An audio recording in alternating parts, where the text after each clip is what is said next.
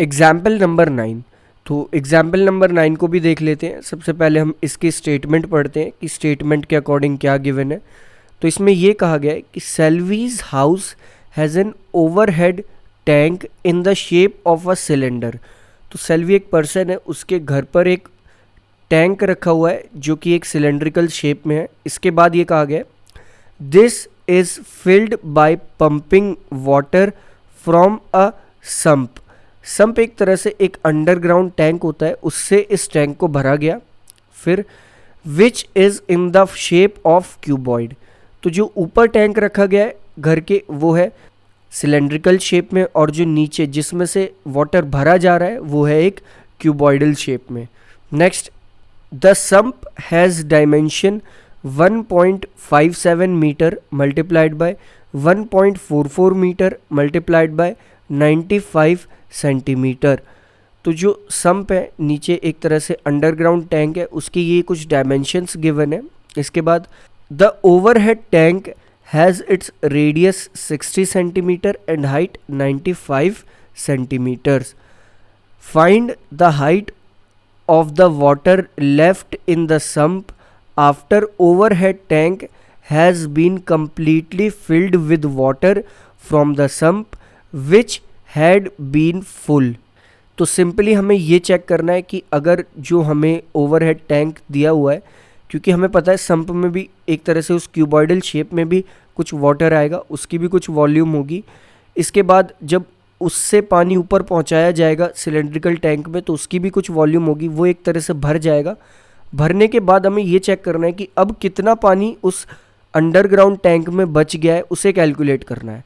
तो उसे कैलकुलेट करने का सबसे सिंपल ये तरीका है कि हम सबसे पहले उस क्यूबॉइडल टैंक की वॉल्यूम कैलकुलेट करें, फिर ओवरहेड टैंक जो सिलेंडर के शेप में है उसकी वॉल्यूम कैलकुलेट करें और सब्ट्रैक्ट कर दें। किसे सब्ट्रैक्ट करेंगे? जो ज़्यादा होगा। ऑफ कोर्स वो अंडरग्राउंड टैंक ज़्यादा है क्योंकि वहाँ से पानी भरा जा रहा है और उसमें बच भी रहा है, तो उसमें से हम ओवरहेड टैंक की वॉल्यूम को माइनस कर देंगे।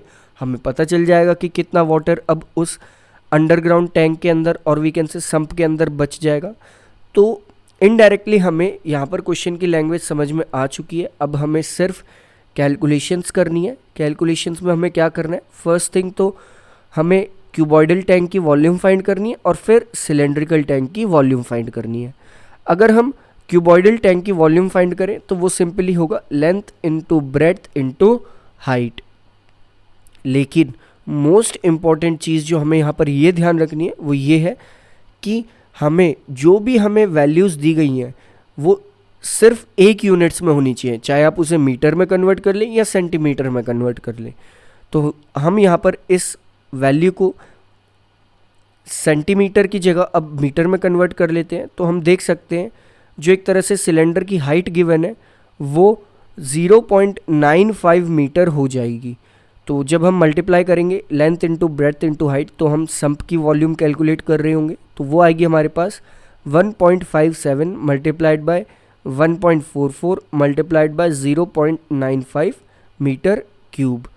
तो ये आ गई हमारे पास उस सम्प की वॉल्यूम। अगर हम ओवरहेड टैंक की वॉल्यूम देखें यानी कि जो सिलेंड्रिकल शेप में था वो आएगी हमारे पास that is pi r square H.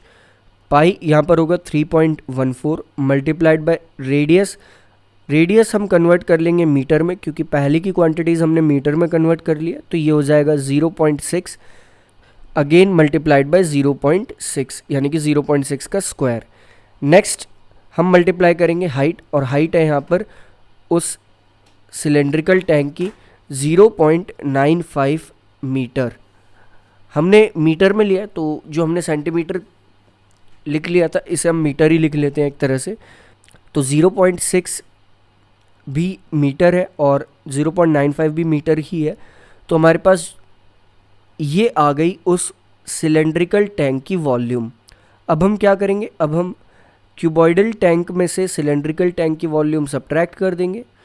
तो जब हम इसे सब्ट्रैक्ट करेंगे तो एक तरह से यहाँ पर हमें मिलेगा 1.57 multiplied by 1.44 multiplied by 0.95 minus 3.14 multiplied by 0.6 multiplied by 0.6 multiplied by 0.95, which will be equal to 1.57 multiplied by 0.6 multiplied by 0.6 multiplied by 0.95 multiplied by 2।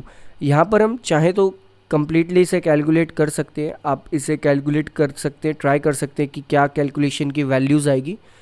Next हमसे ये भी कहा गया है कि हमें आपस में उन दोनों की कैपेसिटीज़ को कंपेयर भी करना है कि क्या रेशियोज़ है उन दोनों की कैपेसिटीज़ में, किसकी कैपेसिटी एक तरह से ज़्यादा है और वो कितने प्रोपोर्शन में ज़्यादा है।